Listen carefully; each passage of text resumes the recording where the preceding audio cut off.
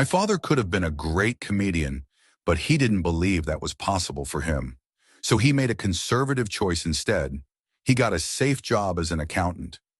But when I was 12 years old, he was let go from that safe job, and our family had to do whatever we could to survive. I learned many great lessons from my father, not the least of which was that you can fail at what you don't want. So you might as well take a chance on doing what you love. That wasn't the only thing he taught me, though. I watched the effect of my father's love and humor and how it altered the world around me, and I thought, that's something to do. That's something worth my time. It wasn't long before I started acting up. People would come over to the house and they'd be greeted by a 7-year-old throwing himself down a large flight of stairs. They would say, "What happened?" And I would say, "I don't know, let's check the replay." Then I'd go back to the top of the stairs and come back down in slow motion. It was a very strange household. My father used to brag that I wasn't just a ham, I was the whole pig. And he treated my talent as if it was his second chance.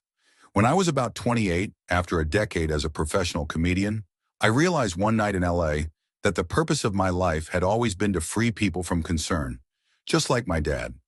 And when I realized this, I dubbed my new devotion the Church of Freedom from Concern, the Church of FFC, and I dedicated myself to that ministry. What's yours?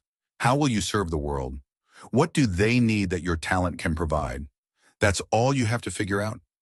As someone who has done what you're about to go and do, I can tell you from experience, the effect you have on others is the most valuable currency there is, because everything you gain in life will rot and fall apart, and all that will be left of you is what was in your heart. Choosing to free people from concern got me to the top of a mountain. Look where I am.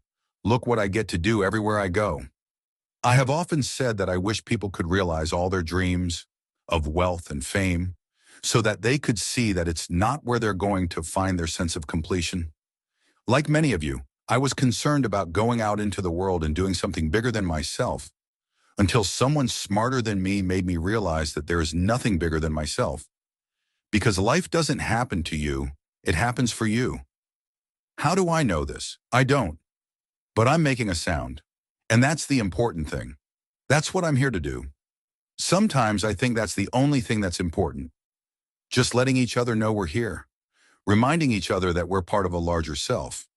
Your job is not to figure out how it's going to happen for you, but to open the door in your mind. And when the door opens in real life, just walk through it. And don't worry if you miss your cue, because there are always doors opening. They keep opening. And when I say life doesn't happen to you, it happens for you, I really don't know if that's true. But I'm making a conscious choice to perceive challenges as something beneficial, so that I can deal with them in the most productive way. You'll come up with your own style. That's part of the fun. Oh, and why not take a chance on faith as well? Not religion, but faith. Not hope, but faith. I don't believe in hope. Hope is a beggar.